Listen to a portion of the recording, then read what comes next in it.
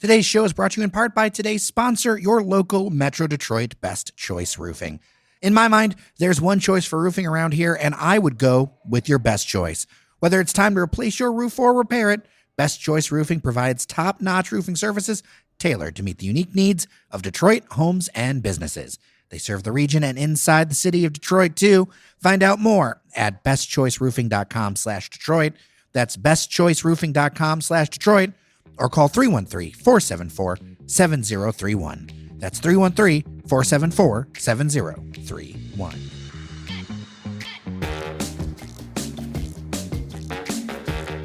Hello, everyone, and welcome to your daily Detroit, sharing what's new, what's next, and what matters in Metro Detroit. I'm Jair Stays, coming to you from our studio at Techtown, and across the table from me is none other than Mr. Friday for this Friday. Devon O'Reilly, how are you, sir? I'm doing great, Jared. What's new, what's next, and what matters? We're going to get a little bit of all of that today, I think. I think we are, but let's start with just absolute fun. I know you're a dad. Are you ready for Halloween? How has Halloween changed for you in the last few years? Ooh, I'll tell you what. I think it's become more fun for me, but here's the transition. 4 years ago, I was thinking about what Halloween parties were going to be taking place this coming weekend and were any bars or places in Detroit? I'd be the person, I'd be at the Majestic or I'd be at a Hopcat, doing a Halloween party or something. Now it's much more based on Halloween at my house. The decorations are up. The candy is almost purchased, but I don't know if I've mentioned this on the show before. I live in quite a enthusiastic Halloween neighborhood. So my wife and I counted up our candy. We're about at 600 pieces, but that's not enough. We needed 1,000 pieces.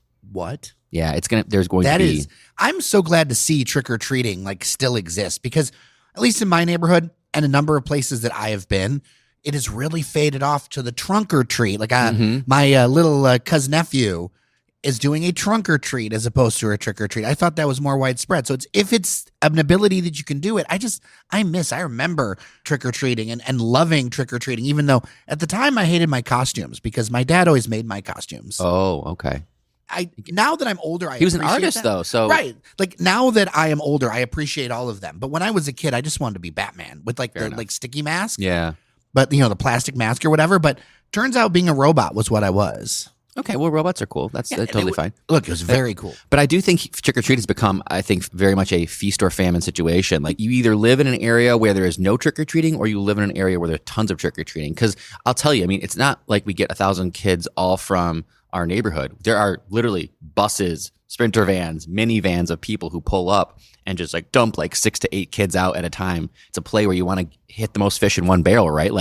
If there's in a 5, 6, 7 block radius, there's probably 200 houses giving candy. You would go there rather than try and drive around a neighborhood to get the 3 or 4 houses that are actually passing out. And where you live, if I were to shoot a movie of a classic American neighborhood with classic architecture and all the vibes, you live in that neighborhood. We call it Halloween Town. We are now the hosts of the Halloween party with kids and stuff. And we put a fire pit out front. We pass out the candy, make some drinks. So, parents get to have a little fun too. Yeah, we usually go, I think trick-or-treaters start in our neighborhood about 4:45 and we keep passing out until 8:30 or until the candy's gone. How much is the kid into it? Well, it's changed so much. Last year was the first year she was only just over 1. She was 16 months maybe. So she was just kind of okay, this is a thing. This year, I think she's going to be very, very much into it. She's already talking about it constantly. She loves ghosts and witches, and nothing scares her. We went to Greenfield Village and we saw the Headless Horseman. I thought she was going to be terrified, and she just thought it was cool that he had no head. So she's tough. Let's get into where we've been, and you have a tasty treat here. Yeah, I brought a little tasty treat for my stop this morning. So this is going to be one of those, depending on where you're listening, you may know what Paris Baguette is. I did not. So I think there's a couple. I know there's a Paris Baguette in Birmingham. Apparently it's a small chain, but very well thought of by those who know what it is. And we just got one. I think, this is pretty breaking. I literally think this thing might have been open 2 days in Dearborn, on Michigan Avenue, just across from the train station there, the Amtrak station, and where the old Andiamo was, if you recall that. And we've talked on the show, or I've mentioned on the show, that site is undergoing a lot of transformation. There's going to be multiple different concepts food and beverage concepts. This was kind of the first to open under the Paris Baguette flag. So I popped in, and it was really cool. I'd never seen anything like it in terms of a setup. It's just this cornucopia of fresh baked like pastry, sweet, savory. They're kind of like under glass, almost like a giant pastry baked good buffet. And you go around and take your tray, you pick all the stuff out that you want to get, and then you take it up to the front and you can pay for it. You can get coffee there. You can even get like cakes and frozen stuff. They have grab and go sandwiches. It's just really cool. I'm glad it's there. And again, this is all new to me, but maybe some listeners are familiar. All right. And so coffee, what do you think? The coffee's good. I want to point something out. Because you're a black coffee drinker, so you're really evaluating the coffee. I am evaluating the coffee, but they do something really interesting. This is what I noticed is most places just have like a black coffee or your lattes or your coffee drinks. They had a hazelnut coffee. And I asked up front, I was like, is the hazelnut coffee like sweetened with hazelnut or just like hazelnut black coffee? And they said it's hazelnut black coffee. So this coffee that I'm drinking is really, really good because although I do like black coffee, I like a little bit of taste to it. So there's this really light hazelnut undertone to the coffee, but it's a black coffee. Okay. So I like this. I'm going to get this, at least weekly, I think. All right. And then you brought a baked good as well. Oh, I brought a nice holiday. We'll put this up on social, right? I brought a nice holiday-themed mochi donut, which I had not had a mochi donut before. I think it's more of like a rice flour that they use. So we tried it. It's a little spooky. What would you call this? My daughter would love this. Yeah, with an Oreo on it, a little kind of spider. I love it. Sure, you like spooky too. It's a really good. It's chewy. I do like the flavor and the frosting, so it's nice. Nice. But there's like a million more things. So check it out. It's open in Dearborn now. Paris Baguette. You can go check out the menu and everything. And fresh baked goods, new place to check out. What about you, Jer? I had a chance to check out. I guess would be declared by some as an old favorite. It's been around for a while, but I had not been since before the pandemic. Okay. The Peterboro. Oh, gosh. You know what? Count me as one of those people. I have not been back to the Peterboro since pre-pandemic. With the various things that we do at Daily Detroit, we're really trying to like retrace our steps a little bit because I've noticed a dearth of guides after the pandemic about what's open, what's not, what's changed. Because I feel like it's kind of like the Etch-a-Sketch has been shaken. And places have opened and closed. And didn't Peterboro close for a while? And I think it changed ownership. Yeah, maybe. Something happened there where I think it was like tenuous. Like, is it still open? Is it not? So I remember that's what I think of it. It's like, oh, now that you're telling me it's open, I'm glad to hear that. I didn't really know. Had the almond boneless chicken. That's a favorite. I do remember that because it was really good. Okay, so did your almond boneless chicken come with a lot of gravy or no? Not a lot of gravy. Same. Okay, so I think that's similar. I really liked it. But if you were expecting the takeout style ABC with like the big tub of gravy, that's not what this is. Well, Peterboro is kind of an elevated Chinese concept anyway. Correct. So you're going to get less of the sauces. Yeah. And also had the cheeseburger egg rolls.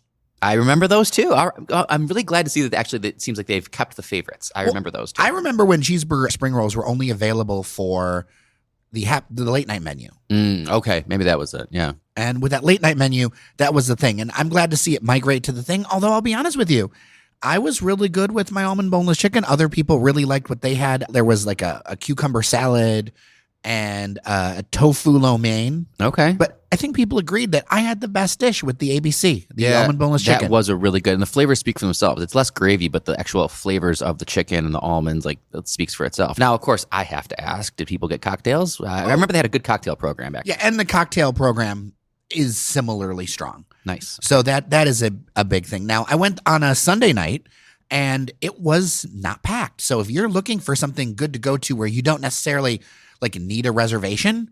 The other thing I liked was there were a number of dishes that were under $20. Yeah, it's not very high priced, which is good. You're right. It can for be sit like down and for what you're getting. Yeah, for what you're getting. The service was also excellent. Fantastic. Well, it's good to know. And parking's pretty decent around there. It's not going to be a huge issue, I don't think, right? Well, yeah, you park on the street there. Now, here's a change from the pandemic. Do you remember when the Detroit Shipping Company had that lot next door to it? Do they not anymore? They still do, but it's like a $10 thing. Oh, well. Right? I remember when there were plans to expand the shipping company? I do. I feel like those got shelved, but it was going to be like multiple stories of shipping containers. They did expand a little bit in the pandemic because I went there. Yeah, the back. Yeah, they went out in the back, but you're right. They were going to go off to the side too. I think maybe they decided less is more in that regard. There was going to be some offices and stuff in that, and I feel like any plan going forward is going to be less of that. Can I tell you something? This is overall, I'm glad you brought this up. This is an overall development thing I want to drop in the bucket for people to know. there are less shipping container type developments popping up, and there's a reason for that. Something happened, and there was this fad where shipping containers were all the rage. And what happened was, and I was speaking to a developer about this is why it's fresh in my mind, and there was this thought that, oh, this is like this new great thing. It's going to be so low cost to build out these shipping container things. It's like so cool and modular. Well, you know what, Jerry? It turns out building crap out of shipping containers is just about as expensive as building stuff with brick and mortar. This idea that I think a lot of people had getting into it, you look at like the unfinished shipping container project in Corktown next to Superguile, Michigan Avenue. That got caught up in cost. We've seen other projects kind of stall out. So I think we're kind of at the end of the era of the shipping container boom, because in reality, once you start carving up these shipping containers, it's very expensive to reinforce, to build out. It's basically like you're just doing it just to do it. It's not any less expensive. Especially for larger builds. Yeah. Because if you're going to do something that's cute and unique, so there is actually a retail store. I don't have all the details, but there is a type of retail that's going to be going in across from Cafe Noir in the North End. And that's going to be in a shipping container. But it's one container. Yeah, you can work with that. Right? If you're doing one container or two containers, that is a very self-contained thing. But when you start building out, you still have to make windows. You still have to have insulation. You still have to do all these things.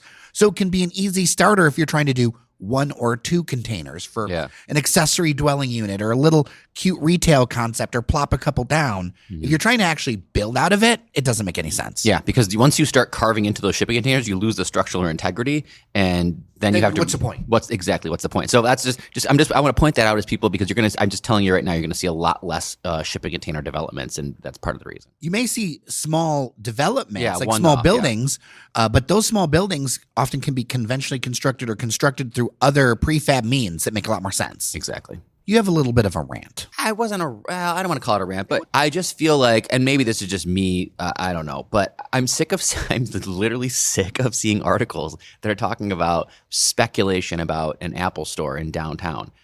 For the love of God, how many times do we have to say that it is happening? It is absolutely happening. We know where it's happening. We know how it's happening. We see the construction. We talked about it like a year ago here on Daily Detroit. And some of the, like, they're pretending to be like sleuths, like, oh, there was a job posting that might indicate that. Yes, man, it was going to be an Apple store for the past year. So what about building suspense? When you're dealing with news, everything's got to be breaking. Because here's my rant, and I have worked around media for more than 25 years. I am tired of everything being breaking. If everything is important, nothing's important. Exactly. I completely agree. Everything becomes a breaking news story. And this is guilty. It's print news. It's TV news. Everything's breaking news. And you're right. If everything is breaking news, then nothing is really breaking news. And this is a great example of it. Like, I just wish they would frame this in a different space of, like, if you want to talk about like exactly when it's going to open, that'd be news. That would be new. If you knew the opening date, that would be nice breaking news. If you knew that it was going to have offerings that some other Apple stores don't have, that would be breaking news. That would be worthy of like some news. But if you are literally just reporting on the fact that there might be an Apple store, you're just wasting your journalistic time. There's going to be an Apple store. It's going to open soon. It probably should open before Black Friday. I don't know if it's physically possible, but I think that's probably what they'd like to do. But it'll be on that same Woodward block as the Shinola Hotel, San Morello. Honestly, if you drive down Woodward, you cannot miss it, because Woodward is so like built out right now with retail. It's literally the only giant like storefront that's being constructed. You just look for that. That's the Apple store. I think it's going to have a lot of throw-off business, though, too. I think it's going to be important, because a lot of people are going to come down to the Apple store to get repairs, do something like that, and then they're going to go spend money other places. I'm excited for my friends at Easy Peasy, because they're right down the street, and they're just a great place to go hang out and grab some sushi and drinks while your Apple products get repaired and whatnot. Some listeners have shared with me they very much appreciate that you recommended The Lone Goat. Oh, nice. I mean, I recommend it. I'm a frequent guest, so definitely check it out. Let's get into a little speculation, shall we? Oh, my favorite. All right. So the Uniroyal site has made a little bit of news in that the development agreement has been broken off.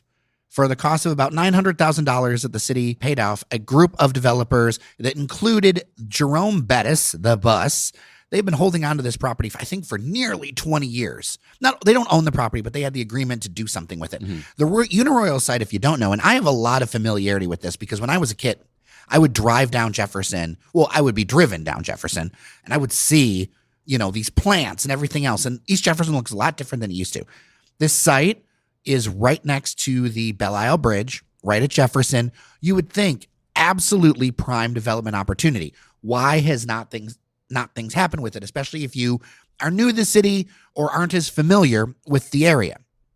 The Uniroyal plant, for more than 100 years, spewed all kinds of contaminants into the ground and into the city. And it is an extremely toxic site that's had a lot of issues. And that's why it cost millions of dollars for them to cut the Riverwalk, just the Riverwalk extension that opened, I think, last year, that connected all the way to Gabrielle Richard Park. It took a lot of effort to get that going. So a lot of people are like, okay, what's happening with the site? Why doesn't something happen with it?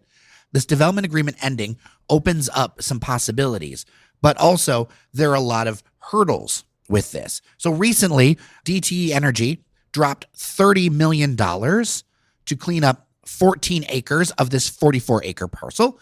You split that up and do the math, it's like 3.14. I'm doing some easy math to basically tell you, 1, 3.14 is pi, and I love pi, and now I want pi. But 2, you take that and times that by the $30 million cost that DTE spent, and I guarantee you it's going to be more.